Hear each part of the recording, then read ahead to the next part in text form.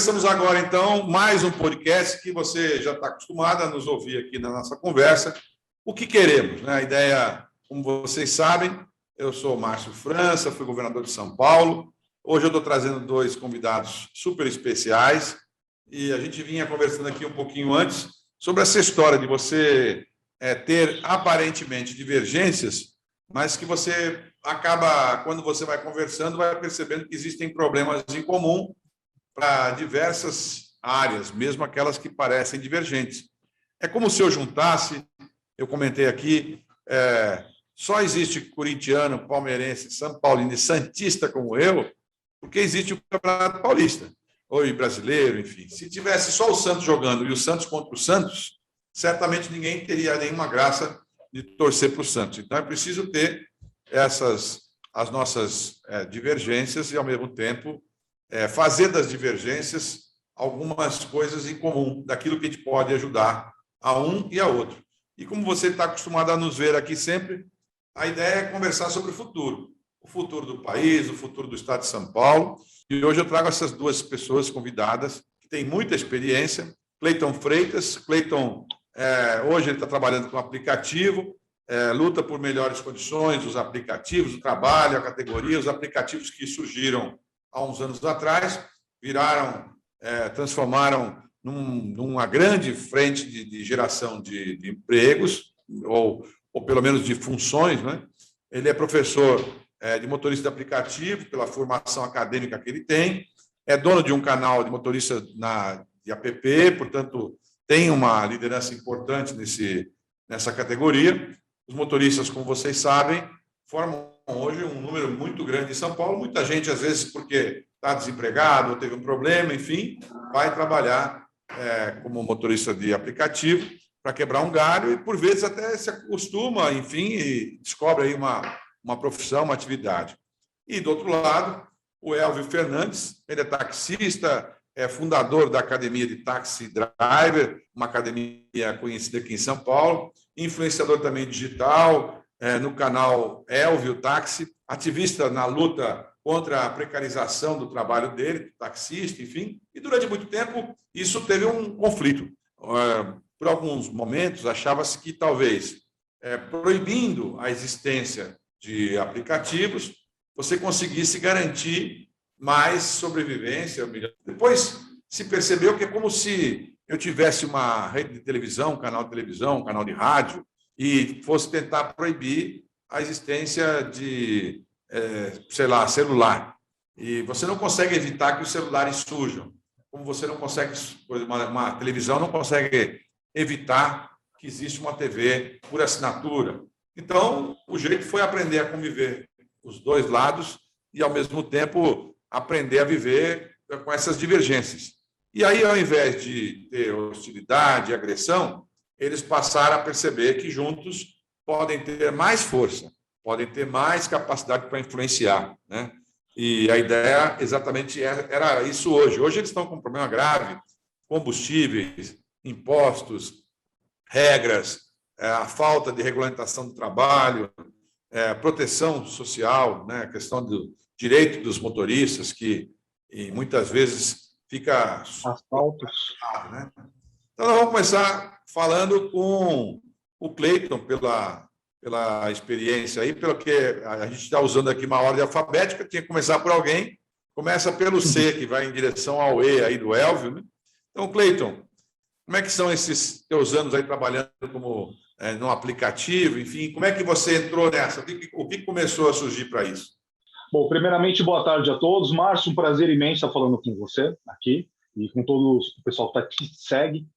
E assim, eu sou motorista de aplicativo há 7 anos, exatamente quando começou a Uber no Brasil. Depois veio 99, Ease, outros aplicativos, entrei em todos os aplicativos no início. Eu sou professor de formação, né? Já trabalhei até pelo Ministério do Esporte dando aula de educação física, depois estava dando aula para a terceira idade de manhã, aí de tarde estava dando aula em academia e à noite, e nessa meu filho nasceu. Né? Eu era coordenador de academias, também professor de ginástica, meu filho nasceu, eu não conseguia ver meu filho crescer, meu filho estava fazendo, meu filho estava crescendo e eu não estava conseguindo acompanhar o crescimento dele. O que eu fiz? Comecei a dirigir cada vez mais pelo aplicativo que eu já tinha entrado lá atrás, parei de dirigir só final de semana, parei de dar aula à noite, né? Parei, à tarde tinha poucas aulas, cancelei de vez, fiquei dando aula só de manhã, e à tarde, começo da noite, eu comecei a dirigir nos aplicativos, e assim consegui ver meu filho, consegui acompanhar ele crescendo. Até que com o tempo eu só comecei a ficar hoje, dependendo dos aplicativos, parei de dar aula, agora dirijo de manhã, tarde, né? Às vezes dirijo de madrugada também, e é uma categoria, mesmo tendo oportunidade de voltar para a minha área de trabalho, criei tantos amigos, fiz tantos laços, mas tantos laços, que assim, a gente se solidariza, né, com o motorista. Você vê ele está quebrando, você vê um amigo seu que não está com dinheiro nem para pagar, muitas vezes está financiado, aumento do combustível, o cara foi assaltado, perdeu o celular dele, como é que ele vai trabalhar sem o celular dele? Ele foi assaltado porque a plataforma não tem um filtro de segurança. Inclusive, com o vereador Camilo Cristofaro, eu criei a PL 727 2019, justamente focada 100% na segurança do motorista. Então, hoje, o motorista de aplicativo ele está meio sim abandonado, né? O que tem hoje para proteger o motorista não é o suficiente, não tem leis, os motoristas estão sendo excluídos ao léu. O motorista, se ele aceita uma corrida para fazer, Márcio, imagina você, uma corrida, você vai buscar o passageiro 2 km, anda com ele 2 km, a gasolina hoje está quase R$6, e o cara vai ganhar R$4,50 do aplicativo. Então, quer dizer, ele gastou para buscar o passageiro, levou o passageiro e praticamente não teve lucro. E o pneu, a desvalorização do veículo. Hoje em dia, o motorista ele tem que escolher a corrida por causa disso, infelizmente. E devido a essa escolha de motoristas, os aplicativos estão excluindo eles, e eles estão tendo que processar, entrar na justiça para poder voltar a trabalhar aí como motorista de aplicativo. Essa hoje é a situação do motorista. Ok, entendi. Cleiton deu aí a versão dele. Agora vamos lá, Elvio, você tem já alguns anos trabalhando com a questão de táxi, tudo que envolve esse mundo taxista. Mas geralmente os táxis era comum antigamente vir de pai para filho. Enfim, no teu caso, como é que foi? Como é que você parou nessa história aí? Márcio, eu sou do comércio, né? Eu trabalhei com um representante comercial, tive a minha empresa de rastreamento via satélite e a vida inteira eu trabalhei no marketing, comércio, enfim, né? Comecei em 2006, 10 de setembro de 2006, a trabalhar com táxi, frente a problemas de inadimplência por parte de clientes na minha empresa de rastreamento, Steel Block, e não sabia o que fazer. Inadimplência, problemas de instalação em alguns veículos e processos trabalhistas, quer dizer, algumas situações que a gente fizeram a gente pensar, eu quero trabalhar em algo que não me dê problema, com funcionário que tenha rentabilidade e liquidez. E sentei no táxi de um conhecido, pedi para ele me levar a um determinado ponto, mineiro do ponto ali, Parque Novo Mundo, do Hospital Nipo-Brasileiro, e ele falou, você está abatido hoje? O que está acontecendo? Contei para ele, ele falou, por que você não vem trabalhar no táxi? Aí eu desdenhei, governador. Falei, olha, não é comigo, não tem o meu perfil, esse tipo de coisa e tal. Ele falou, cara, experimenta. Aí eu experimentei, governador. A liberdade de você ter autonomia de um taxista. Aí eu falei, cara, e na minha época, era uma época muito boa. Para o senhor ter uma ideia, eu nunca tive o meu alvará, então, tecnicamente, para alguns, eu ainda nem taxista sou, porque para você ser taxista, você precisa de um documento, que é um termo de permissão, uma concessão pública que te dá autonomia para você poder exercer essa atividade. Então, eu sempre paguei diárias. Então, eu sempre senti as dores que hoje os motoristas de aplicativo sentem, que é o quê?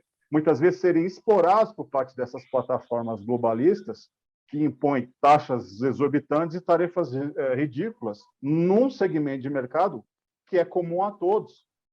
E muito se criou em cima de uma retórica, de uma verdadeira narrativa, governador, de que os taxistas entraram em conflito com os motoristas de aplicativo por serem avessos à tecnologia. Não, possível, porque nós começamos a utilizar dessa mesma tecnologia antes mesmo de Uber existir. O senhor tem uma ideia, aqui em São Paulo, basicamente o Thales Gomes, o fundador da Easy Taxi, foi no nosso ponto inicial ali no Parque AMB, o Easy Taxi, que era um aplicativo nos idos de 2011, portanto antes de Uber, a qual nós pagávamos R$2 em corrida. Então nós estávamos iniciando uma tecnologia, uma plataforma, e depois, na sequência, apareceu a 99, que não tinha taxa nenhuma, Então, nós achávamos até estranho, como é que eles vivem, enfim, como é que eles vão conseguir, enfim, se manter nesse modelo de negócio. Na verdade, eles estavam fazendo o quê? Captação de metadados, de dados, informações em cima desses algoritmos, dessa nova tecnologia. Hoje, nessas plataformas, a inteligência artificial, né, em cima desses metadados, em cima de localização por longitude, latitude, altitude, o tempo em que as pessoas estão em determinado ponto, e fomos municiando essas empresas com esse tipo de tecnologia. Então, nós usávamos dessa tecnologia mesmo antes de Uber existir. E o que foi Uber? Uber, na verdade, ela entrou no segmento de mercado, que é o mesmo do nosso modal, transporte individual de pessoas, só que não por veículos de aluguel com taxímetro, e sim através de veículos particulares. Ora, então eles usam o mesmo tipo de veículo, no mesmo modal, mas antigamente sem a regulamentação. Então, antes eles eram o que nós chamávamos de clandestino.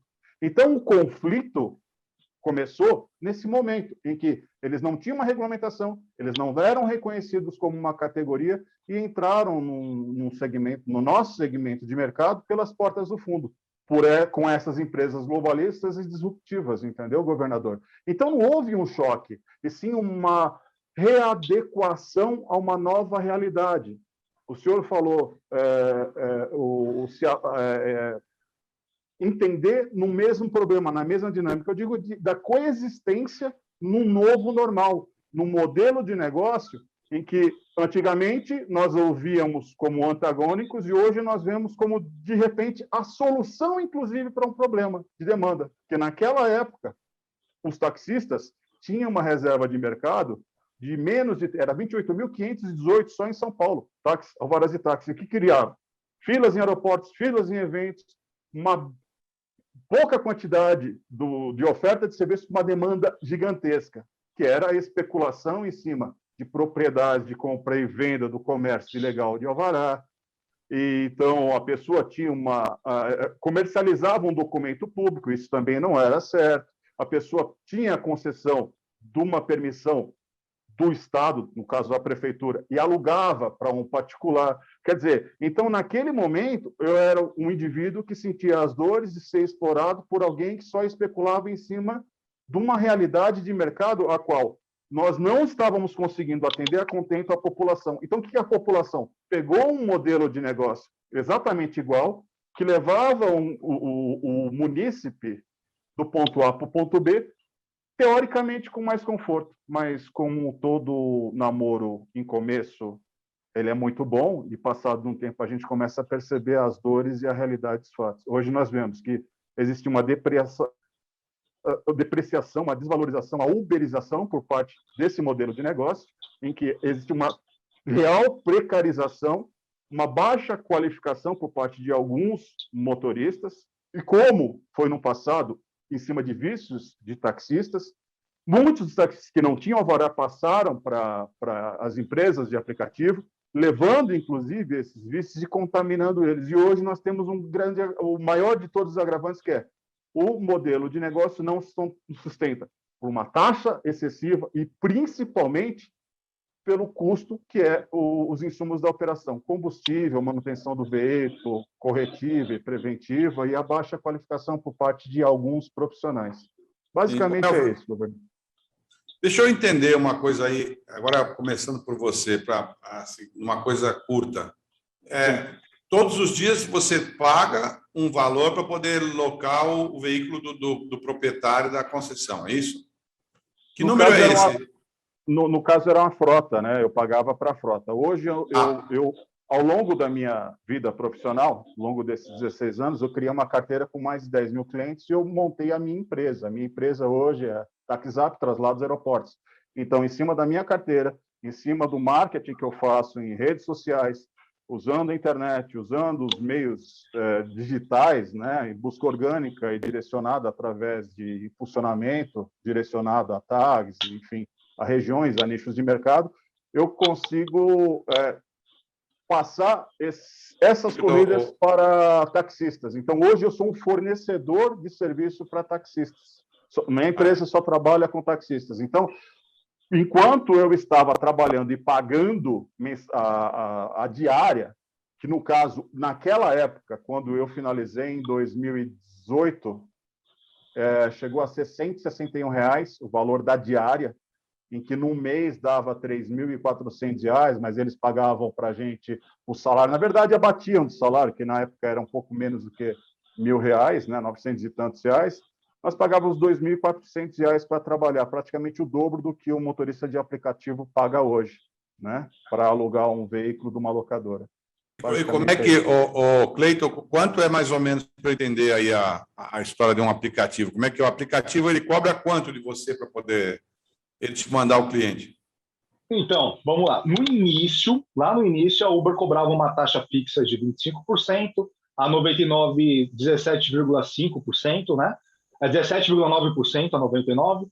Aí, com o tempo, eles colocaram uma coisa chamada taxa rotativa, taxa variável. Aí colocaram corrida fixa com valor fixo para o motorista. Eles foram mudando e chegaram hoje no sistema que é o seguinte: o motorista, eles cobram do passageiro um valor fixo e descontam um percentual em cima. Esse percentual, senhor Márcio, pode chegar de 15% a 40%. E pode falar que a média, eu fiz uma conta, peguei 100 corridas, minhas 100 corridas de vários outros motoristas, hoje a média ficou 29,9% de taxa. Se você pegar 100 corridas hoje e tirar a taxa, está dando uma média de 29,9% das empresas de aplicativo. Bastante, eles colocaram né? essa taxa variável deles, e como assim, a gente já estava reclamando, né? São 7 anos de aplicativo, quando há 2, 3 anos atrás já estava reclamando, olha, o acúmulo da inflação deu 29%, e aí, como é que fica? Não vai reajustar o valor para a gente? Eles não reajustaram o valor para a gente e colocaram, cerca de 2 anos atrás, essa taxa variável, que chega hoje, ou seja, não ajustaram para nós, mas ajustaram para eles. Tiraram dos nossos para dar mais ainda para eles, 29,9% a média. Bastante. Acaba que fica quase um funcionário trabalhando sem aqueles direitos que os funcionários normalmente têm, né? Então, Márcio, olha que maravilha. Um carro hoje custa 40, 50 mil reais. Você tem uma empresa que você não precisa pagar o aluguel do veículo, você não precisa comprar um veículo, não precisa pagar direito trabalhista nenhum para o motorista, e fica com 30% do lucro dele. O motorista gasta quase que 40, 45% com combustível hoje do lucro, 30% para a empresa. Fica com o quê? Quase nada. Aí o motorista, seu Márcio, eu lá do início dirigia 8 horas, hoje o motorista está tendo que dirigir 14 horas. Isso é seguro para o passageiro? Se você fica confortável em saber que está entrando no carro de um senhor que está dirigindo 14 horas por dia, a ponto de dormir e ficar com sono no volante, o cara tem que trocar o pneu dele por um pneu remold, não consegue comprar mais um pneu de uma boa marca, não consegue mais pagar um seguro bom, tem que ficar indo atrás de associação, coisas mais baratas. O cara, ele diminui toda a segurança do veículo dele, trabalha mais horas, o veículo do cara fica desvalorizado. É quando está dando lá 8 anos de uso aqui em São Paulo, ele tem que vender, entrar numa dívida e pagar o financiamento de novo do carro e pagar tudo isso que ele está pagando. Então, hoje, essa é a situação do motorista. Cada vez foi precarizando mais. O Elvio falou daquele período. Nós nos conhecemos lá atrás, porque eu era, acho que, governador, quando ele foi ao Palácio lá, porque havia um problema. Eu nem me lembro mais, Elvio, o que era? Era uma coisa sobre a licença dos taxistas? Não, era. A isenção do ICMS. Nós tínhamos a carta de isenção, porque naquele momento você precisava estar condicionado a uma concessionária. Então você tinha que pedir a carta de isenção, isso levava um período, muitas vezes, 30 dias, 60 dias, e você estava condicionado a comprar única e exclusivamente daquela concessionária. Então, houve uma abertura, né, por parte da Secretaria de Fazenda e Receita do Estado, e o senhor interviu nesse momento, e algo que tinha um trâmite burocrático de 30, 60 dias, caiu para uma semana, e às vezes em 48 horas já tinha dado essa solução. Isso ajudou mais muito a categoria. Então, os taxistas são muito gratos, e através daquela, enfim, facilitação e desburocratização por parte do governo do Estado, o senhor ganhou muitos votos. Tínhamos um grande aliado também que incentivava, que era o nosso saudoso Major Olímpio, que também ajudou muito na campanha do senhor, e falou, olha, vamos apoiar, vamos ajudar. Então, em massa, os taxistas de São Paulo sempre apoiaram e ajudaram muito o senhor. E naquele dia eu estava lá falando sobre segurança também. Eu pedi para o senhor mais segurança para os motoristas, no caso, os taxistas e os motoristas, e, por consequência, nós temos alguns protocolos e queríamos estabelecer alguns protocolos de segurança junto à Secretaria de Segurança, né? E o senhor direcionou ao Caio França para podermos, mas infelizmente não teve um tempo hábil, porque o senhor, infelizmente, não conseguiu a reeleição e a gente não conseguiu dar andamento àquele nosso projeto. E o governador atual, ele, enfim, ele não ajuda e não teve interesse algum em ajudar a nossa categoria. O fato é esse. O taxista ele tinha que conseguir uma carta, dizer que ele era taxista, e aí essa carta vinha de uma concessionária. Quando você era obrigado a comprar naquela concessionária, você deixava de ter o poder de negociação e, às vezes, comprar com outra concessionária por um preço melhor, Exato. mais barato, Exato. Enfim, né? E acabou sendo assim. Sim. Só um complemento durante a pandemia, colocado, o governador, na colocação do Cleiton, houve uma situação que é muito importante a gente pontuar. Essas plataformas globalistas, o que elas fizeram? Elas criaram dois produtos, no caso a 99 e a Uber, Promo e Poupa, na qual a tarifa que era R$ 1,50 caiu para muitos estados do país, cidades, para menos do que R$ 1. E agora voltou como se fosse um aumento para R$ 1,85. Quer dizer, na verdade, não houve nenhuma reatualização de valores na correção monetária. Houve sim não só essa parte. Só um minutinho, Cleiton. Um aumento por parte do maior insumo, que onera que é o combustível. Você teve esse ano um aumento mais de 51%, e 10 aumentos consecutivos, 7 só nas últimas semanas, em que fez com que o que onerava em 33% da atividade, né? Você tinha lá um faturamento de R$ 1.000, em que daqueles R$ 1.000, R$ 333 em média era para combustível. Hoje, você deixa aí na faixa de R$ 55, R$ 60.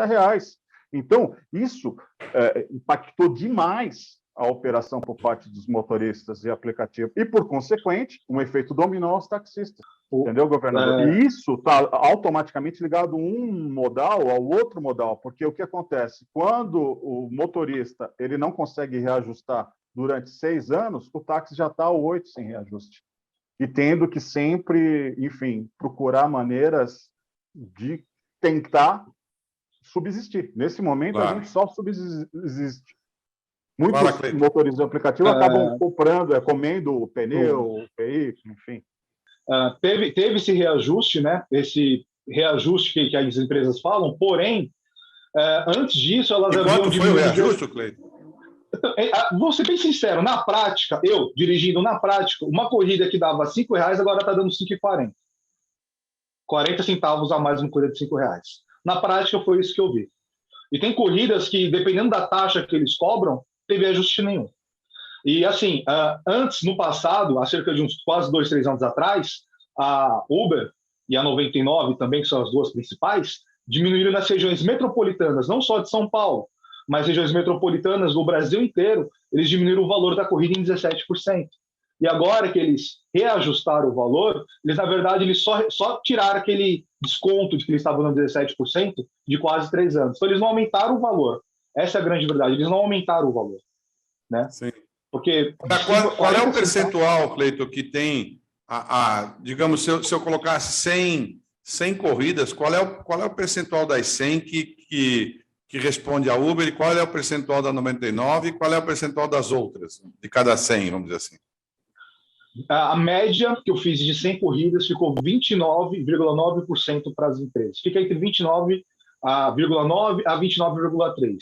Não, eu sei, mas não o percentual para elas. Eu digo, o mercado que eles têm, entre a Uber e a 99, você falou que é quase 100% as duas, é isso? Não,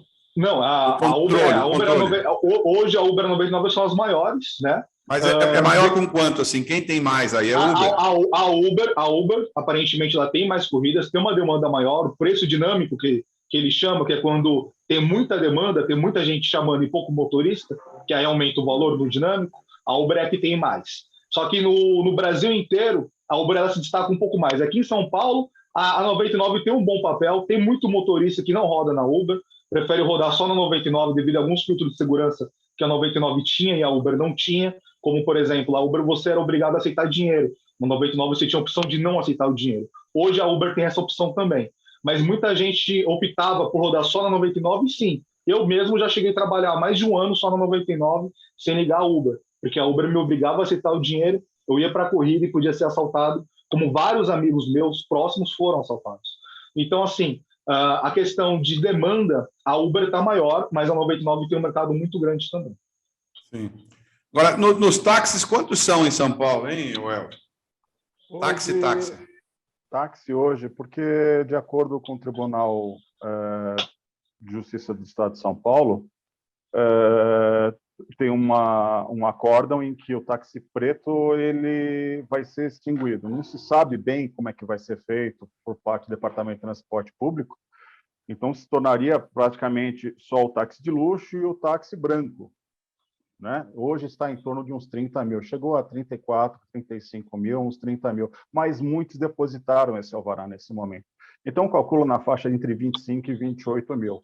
Números do Dara Khosrowshahi, que é o CEO da Uber, ele, no último EBITDA, no último trimestre, né, da Bolsa de Valores, o relatório da Bolsa de Valores de Nova York, diz ele que ele tem 75% do mercado brasileiro de aplicativos. Então, você calcula que 25% aí de 30%, vamos falar 30% mais ou menos, aí distribuídos entre 99 e outras empresas.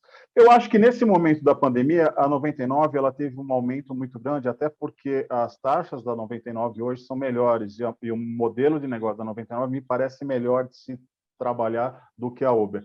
Apesar de que a Uber ela investe maciçamente em marketing, propaganda e um turnover muito grande. O senhor tem essa semana a Uber ela mandou praticamente 15 mil motoristas embora por excesso de cancelamento,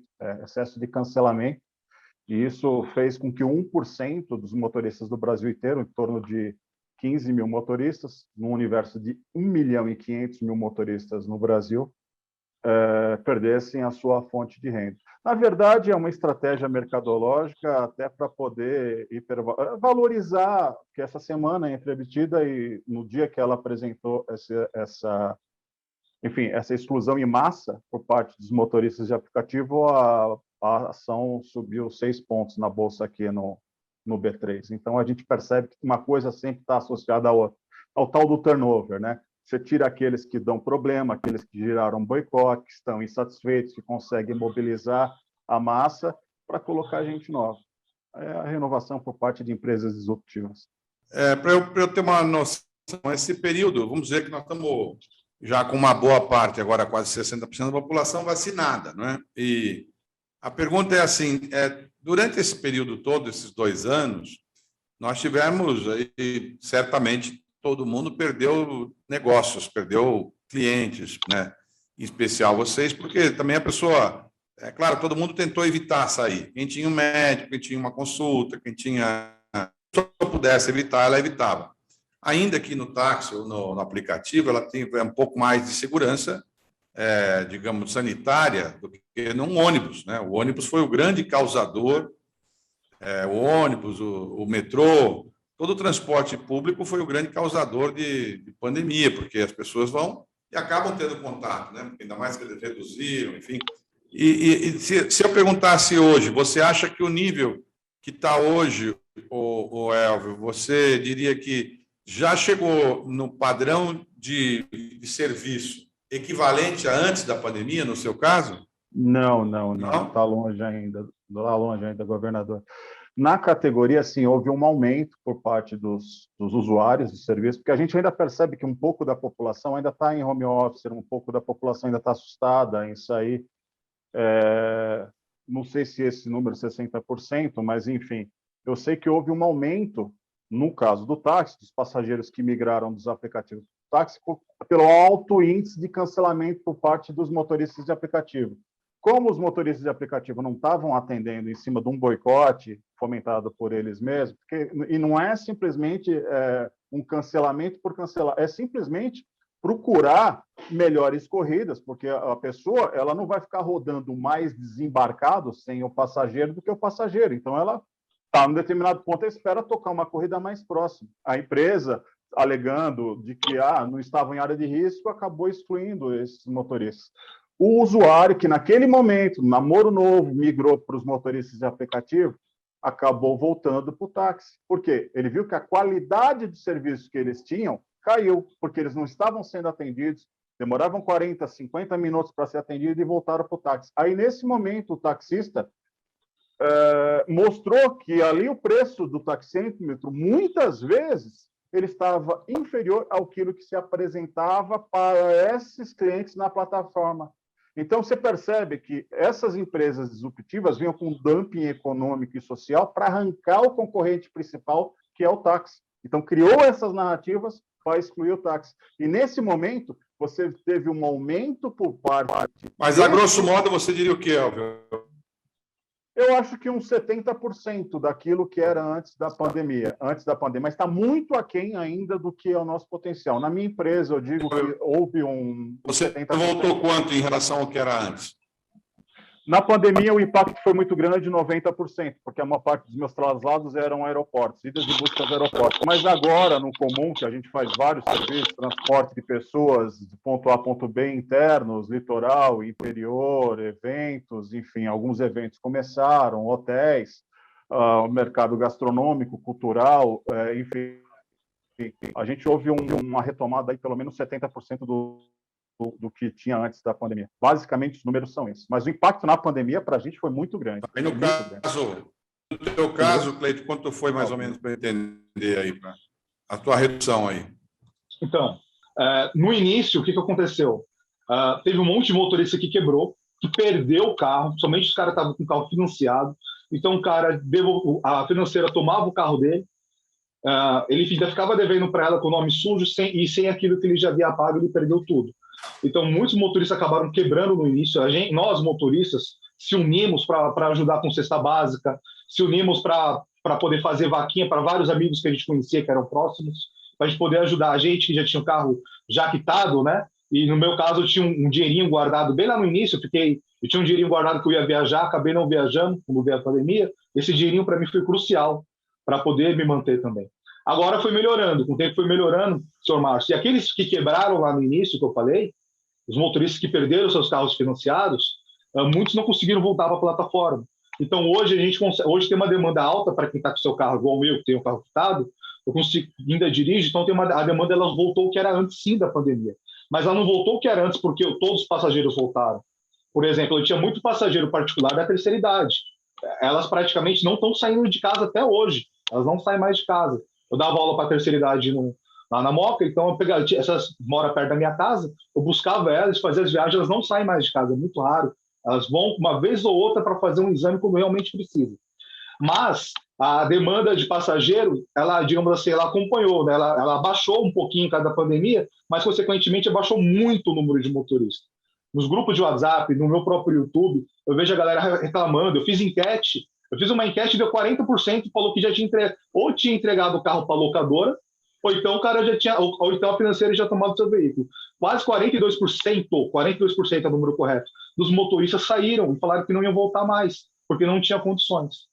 Então, assim, as corridas, para mim, aumentou por causa, infelizmente, dos parceiros que acabaram não tendo como voltar mais a dirigir. Que quebraram, literalmente quebraram. Sim. Sim. Agora, durante esse período todo aí, teve alguma iniciativa da prefeitura ou do governo do estado, enfim, ou do governo federal? Porque, você sabe, quando o estado, de maneira geral, quer dizer, prefeitura, governo do estado e presidente da república, as entidades públicas, elas exatamente têm que existir para, na hora das situações mais difíceis, você atuar, né? Como aconteceu com diversas áreas. Assim, a pessoa faz alguma ajuda ou cria algum mecanismo. Teve alguma ajuda na questão de táxi, Elvio, aí, do governo do estado ou da prefeitura? Tem alguma coisa? Houve uma proposta do vereador Toninho Vespoli, um projeto de lei, e que tinha o apoio por parte do Policineto, vereador Policineto também, e alguns vereadores, mas por não ter sido da parte do vereador que se diz o vereador defensor das causas dos taxistas, parece que o negócio ficou meio travado. E travando, inclusive, no executivo. Quer dizer, estava tudo muito alinhavado para vir esse auxílio, enfim, e não veio. Nós tínhamos uma proposta de atuar na linha de frente, no caso do táxi. Nós pegamos todas as empresas de táxi, todas as cooperativas, empresas de táxi, e queríamos ajudar a linha de frente, que estava trabalhando na pandemia. Era enfermeiros, administradores, funcionários diretos do hospital, médicos, e que, de repente, houvesse um subsídio por parte do governo. E o governo queria que o nosso isolamento fosse estanque, que não houvesse passagem nenhuma. Então, quer dizer, criou um monte de dificuldade ao invés de nos ajudar no momento que nós mais precisávamos, né?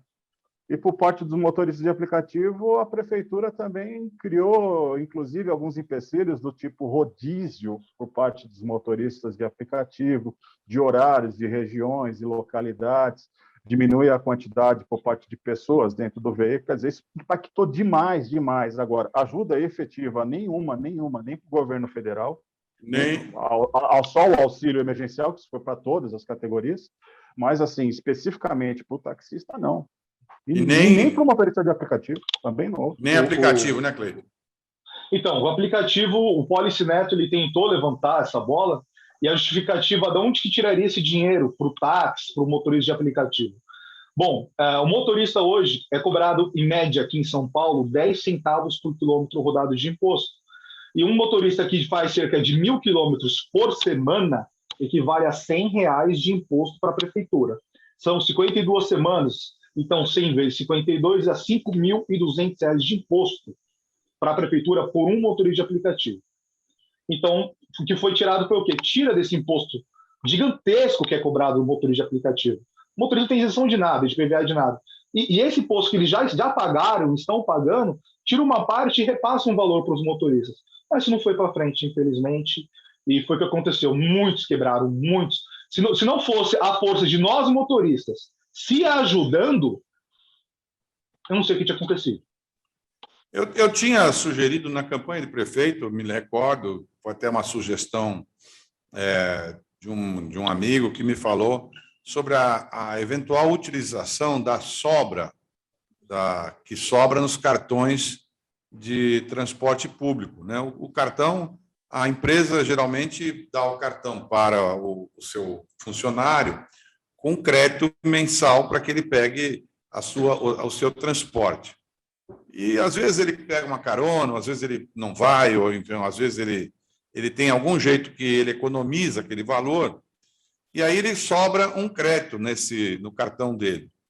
E veio a ideia de poder utilizar essa sobra com outros modais de transporte, porque seria uma maneira de você incentivar os outros modais e também permitir que a pessoa usasse em vez dela hoje, normalmente quando sobra esse valor, as pessoas vendem no ponto de ônibus, né, e vendem para especulação, porque alguém compra, dá um desconto, né? Eu achei muito interessante essa proposta do senhor e nós estávamos realmente querendo que isso fosse aprovado, porque ajudaria muito, mas a gente sabe que existem inúmeros interesses dentro do transporte coletivo aqui, por parte enfim, principalmente do legislativo, e, em frente a esses subsídios dados pelas prefeituras, a gente sabe que é algo em torno de 3 bilhões de reais ano, quer dizer, é muito dinheiro. Então, é até estranho, né, quando a gente vê os ônibus hoje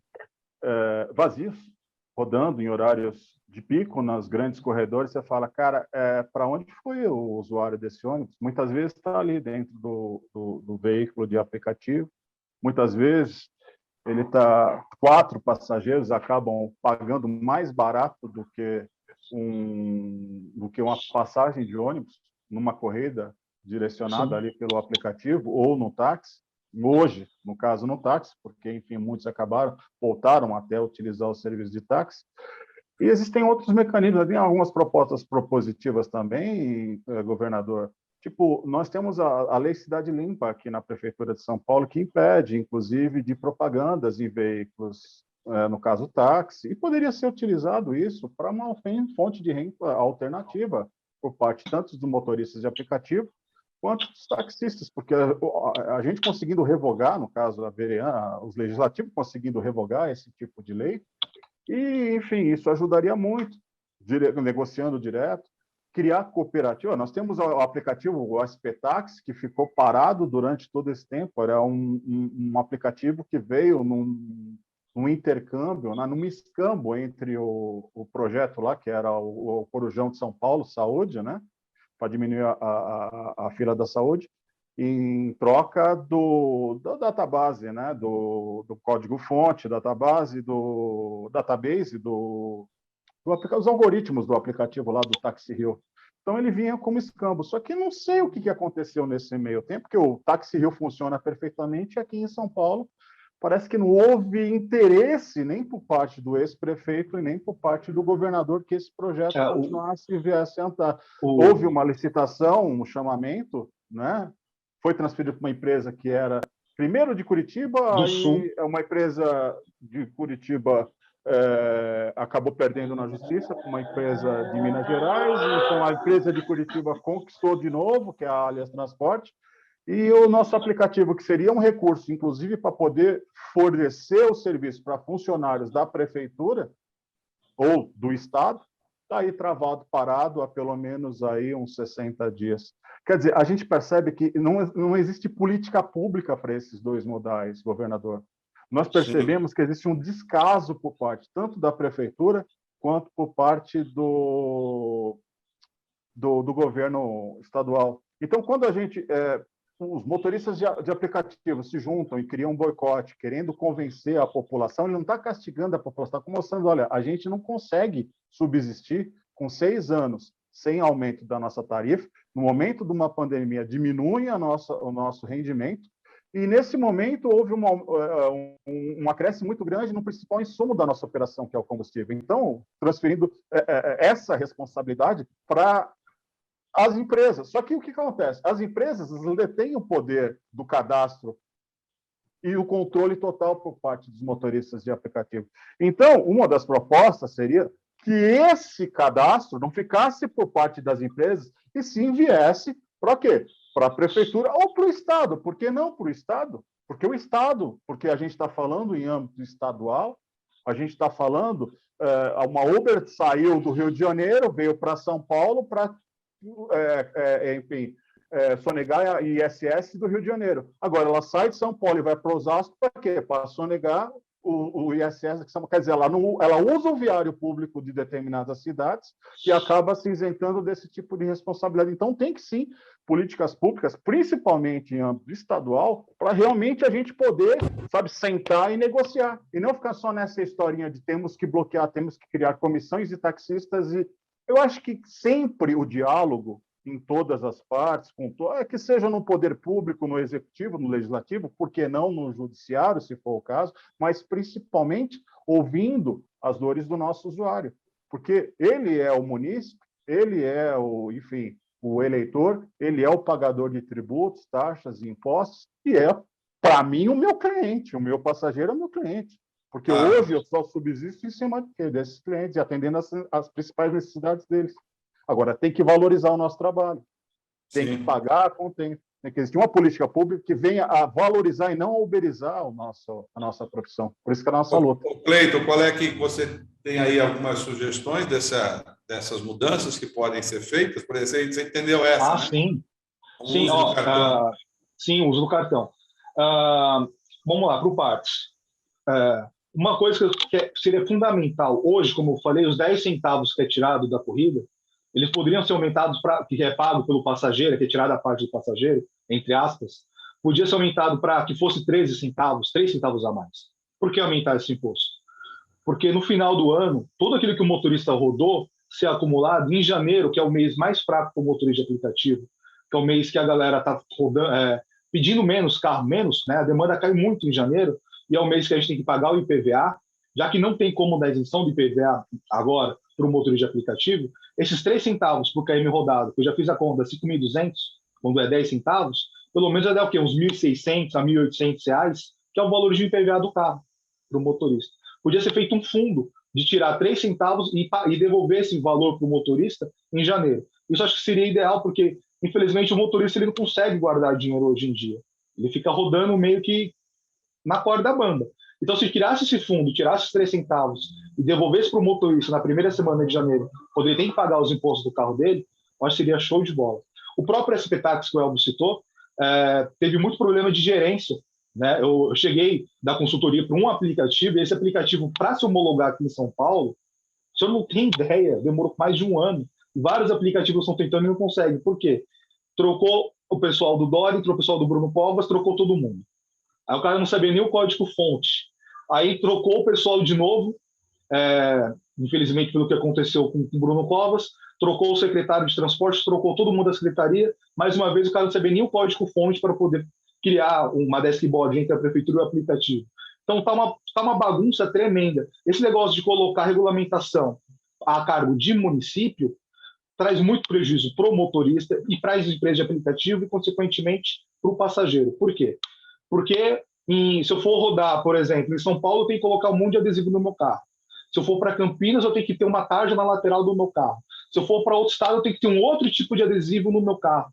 Isso é um tipo de coisa essa regulamentação que eles deixaram a cargo do município, cada município fez uma bagunça tremenda, uma salada tremenda, e estão dificultando não só a entrada de novas empresas que podem vir para desafogar o motorista, mas como também estão criando dificuldade para o próprio motorista sair de São Paulo. Se eu levar alguém para Campinas, eu não posso pegar ninguém em Campinas. Quer dizer, eu tenho que voltar, que a gente fala na gira, bater no lata, voltar vazio, né? E o próprio SP Táxi também tem uma coisa muito estranha no Estatuto do SP Táxi, que fala sobre carros particulares. Eu acho muito, né? Até o Web pode falar também sobre isso. O próprio Estatuto do SP Táxi está falando que pode ter carros particulares, ou seja, os tipo Uber, né? Entre aspas, para a população entender, pode ter entrada de carros particulares no SP Táxi. Só que o grande problema é que as empresas que entraram não conseguiram criar o gateway de pagamento. Infelizmente, elas não tinham competência para isso. Isso foi só desculpa, Cleiton. Eu estava pronto, o Rio de Janeiro trabalha com...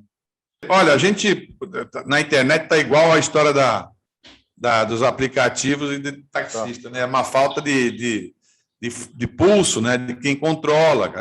O governo se omite nas coisas mínimas dele e é pouco criativo, não consegue ter criatividade. Acho que um bom exemplo foi esse período da pandemia. A gente economizou em transporte, podendo, por exemplo, utilizar toda essa estrutura de veículos que nós tínhamos aqui em São Paulo e no Brasil, para transportar as pessoas com comorbidade, as pessoas com mais idade, as pessoas com deficiência, enfim. Exato. Se nós tivéssemos feito um pouquinho de esforço, tínhamos conseguido, certamente, diminuir muito a quantidade de pessoas contaminadas, o que levaria, evidentemente, as pessoas, com a consequência disso, a ter menos gasto com saúde e menos morte, enfim. O Estado faz umas contas meio bobas, né? Meio burras. Ele vai no automático, o Estado que eu falo, prefeitura, enfim, deixa de utilizar... Orçamento burocrático. Aí é o que pesa, é o Estado. O Estado tem a possibilidade de dispor das leis. Então, qualquer coisa que não dê certo, a gente pode alterar as leis para facilitar, não é só a questão da profissão de vocês, mas para facilitar a vida das pessoas, porque, assim como no caso do ônibus, São Paulo, aqui no caso da prefeitura, né, a gente lá para trás fez uma conta meio boba, né, meio mal contada. Nós proibimos as construções verticalizadas, enfim, o adensamento nas áreas centrais, e empurramos a população para as periferias. Aí as pessoas vão para a periferia, depois nós temos que arrumar um jeito de trazer as pessoas de volta da periferia para o centro para trabalhar. Aí você só tem um jeito, tem que subsidiar, porque se você não subsidia, o preço da passagem fica inviável para as pessoas. Essa conta é uma conta meio burra. Hoje, uma família de 4 pessoas que moram na periferia recebe indiretamente um subsídio de R$ 1.600 para morar na periferia. Talvez, se eu tivesse um pouco de organização da prefeitura, fosse mais fácil fazer a pessoa morar para cá, porque aqui no centro você tem 300 empregos por pessoa, e na periferia você tem 300 pessoas por emprego. É uma conta que não é lógica, né? São do seu serviço e assim por diante. É a mesma coisa que acontece com vocês. Ao invés de terem feito aquele sacrifício todos que fizeram, de tirar ônibus, menos ônibus, para evitar as pessoas, enfim, tivéssemos colocado os táxis, os transportadores escolares, os aplicativos para rodar naquele período, tínhamos rodado com menos gente dentro desses universos e certamente com muito menos contaminação. E com isso gastaríamos muito menos em saúde pública. O senhor me permite, teve um erro grosseiro da prefeitura, que foi colocar rodízio dia sim, dia não. Além de... foi uma coisa assim, ridícula, porque o próprio Datena mostrou o quanto que aumentou a quantidade de gente no metrô e no ônibus transporte público. Aí, consequentemente, depois de 2 semanas, ele mostrou também um aumento de quase 40% dos casos. Teve um pico de quase 40% de casos, que tiraram a população dos carros de aplicativo e jogaram a população para o ônibus, para o metrô, para o trem. É uma coisa absurda que a prefeitura fez, em plena pandemia.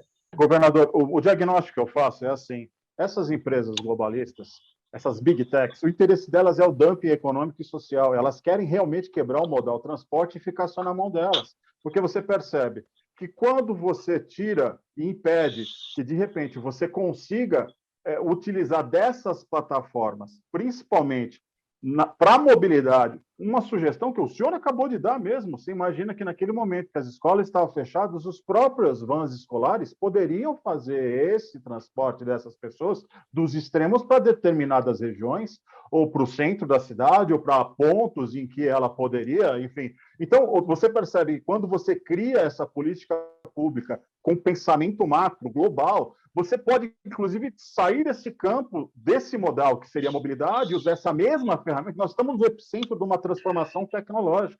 Nós podemos usar essa mesma ferramenta para quê? Sei lá, para uma babá, para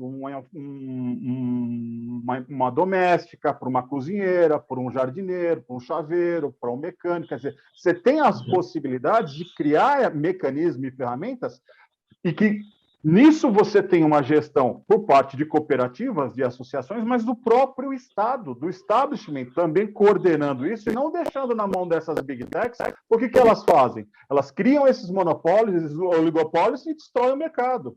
Elas querem que você fique em casa, controlam você ou te direcionam para dentro de um ônibus, do metrô, e naquele momento você só está disseminando a doença, criando um problema de logística por parte da cidade e, principalmente, arrebentando com o modal, que hoje ele é essencial para a mobilidade da população paulista e paulista. Você sabe que eu tenho falado sempre que talvez essas últimas eleições, tanto a de presidente quanto a de governador, enfim, elas apontaram uma necessidade de que assim, o fato da pessoa ter uma certa experiência de vida, uma experiência pública, uma experiência, faz com que ela consiga reagir em momentos de maior dificuldade. É como se você fosse pegar um avião, entendeu?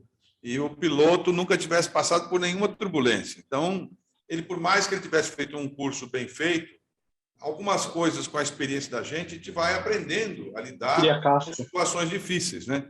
E é a tarefa que nós temos. Isso vai remeter essas próximas eleições a uma busca, suponho, né, por pessoas com mais experiência, porque ficou todo mundo muito assustado com o fato de que nós pegamos, ao mesmo tempo, governantes em diversos níveis que não tinham muita experiência e, na hora que houve o caos, cada um foi reagindo de um jeito, ficaram muito mais no bate-boca da política para efeito eleitoral do que nas soluções práticas. E aí, é claro, o Brasil pagou um preço, o Estado de São Paulo, mais ainda. São Paulo tem os piores índices de Covid e de mortes de todo o Brasil. Para um Estado que é o Estado líder, o Estado condutor, o Estado da tecnologia, não é uma fabricante da vacina, né?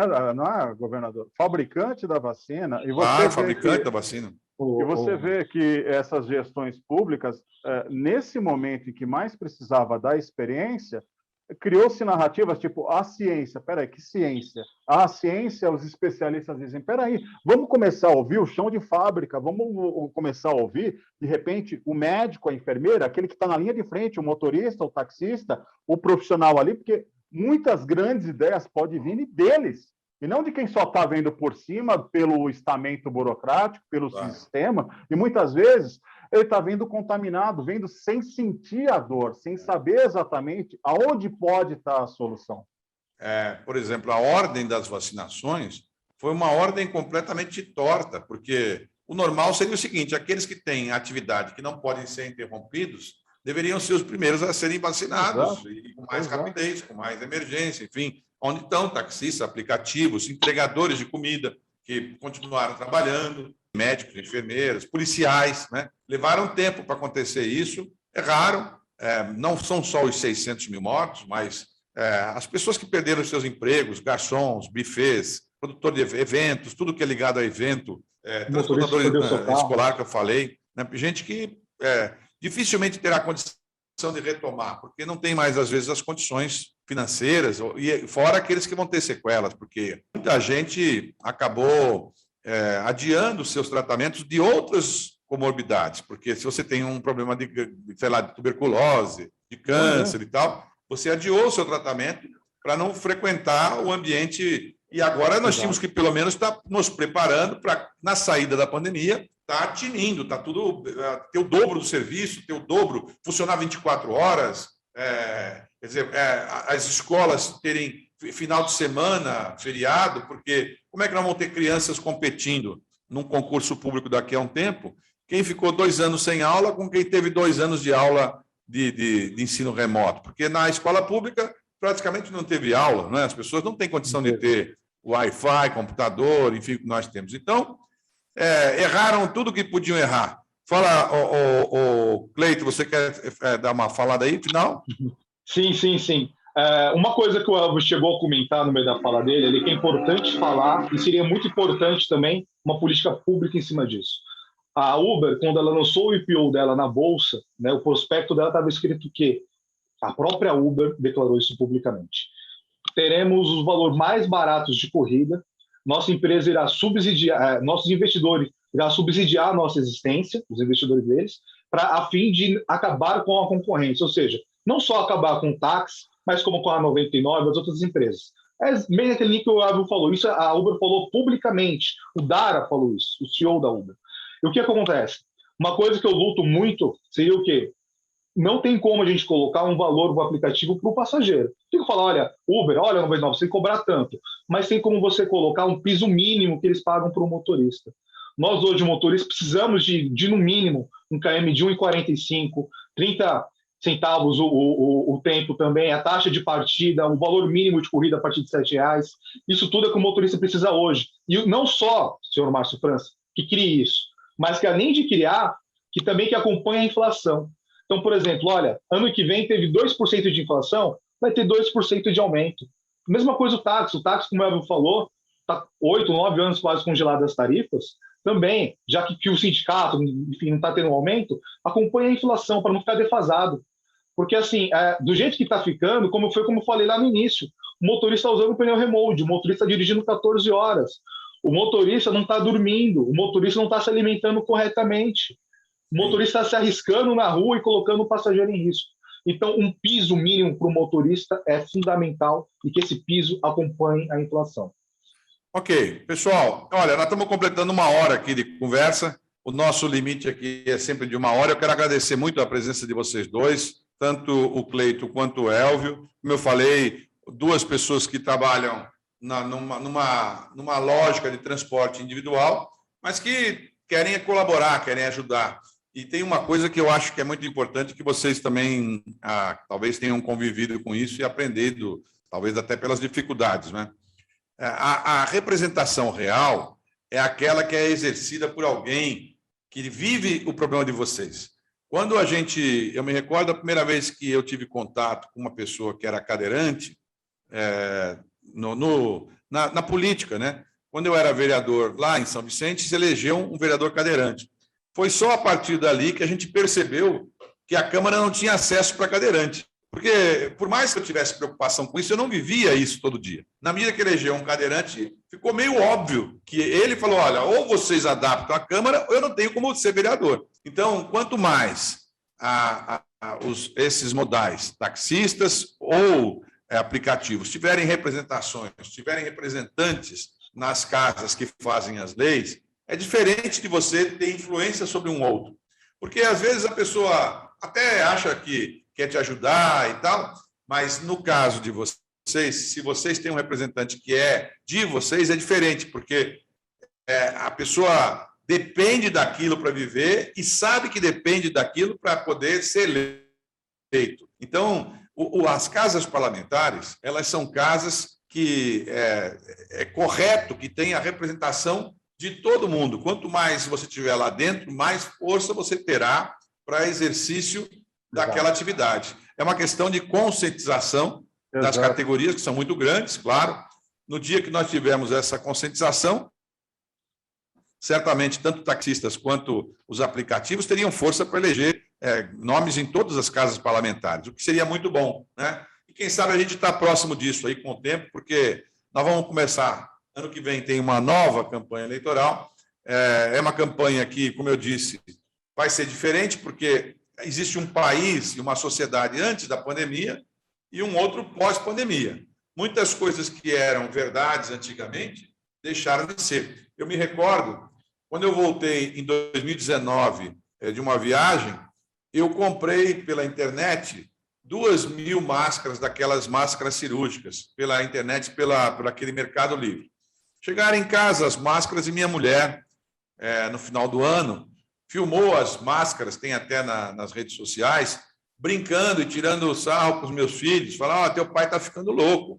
Ele falou que vai ter uma pandemia, que vai chegar da China, e que vai todo mundo obrigado a usar máscara, aí todo mundo ria, meus filhos são 2 filhos, riam, enfim. Eu falei, eu não estou ficando louco. Eu fui prefeito, fui governador, fui deputado, fui secretário de Estado, é claro que vai chegar aqui, é claro.